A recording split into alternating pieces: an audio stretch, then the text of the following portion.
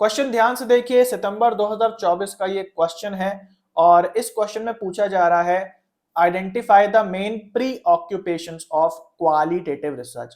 एक तरीके से क्वालिटेटिव रिसर्च की विशेषताएं पूछी जा रही हैं। मैंने आपको ऑलरेडी पढ़ाया है क्वालिटेटिव और क्वांटिटेटिव की विशेषताएं।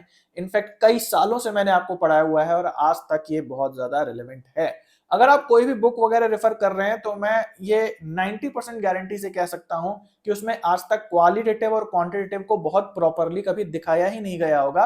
हालांकि 3-4 पॉइंट्स हैं, अगर आप वो रट लेते हैं तो ऐसे क्वेश्चंस आप कर लेते हैं। तो 2024 में बहुत सारे क्वेश्चंस जो हैं इस सेम पैटर्न पे आए हैं।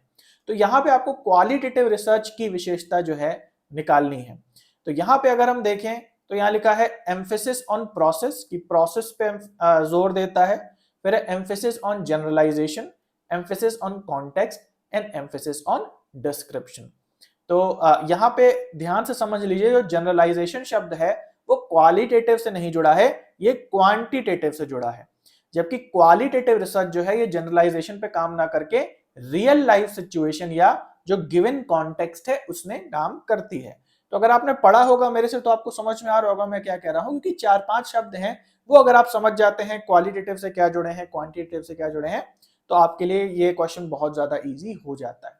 अगेन ये प्रोसेस से जुड़ा हुआ है और जो हमारी क्वांटिटेटिव रिसर्च होती है वो कंट्रोल्ड सेटिंग से जुड़ी होती है, यानी लैब में क्वांटिटेटिव रिसर्च होती है, जबकि जो क्वालिटेटिव रिसर्च है या जो क्वालिटेटिव रिसर्चर्स जो काम करते हैं वो एक्चुअली प्रोसेस से जुड़ा होता है, कॉन्टेक्स्ट से जुड़ा होता है और किसी चीज को इंटरप्रेट करने या डिस्क्राइब करने से या डिस्क्रिप्शन से जुड़ा हुआ होता है।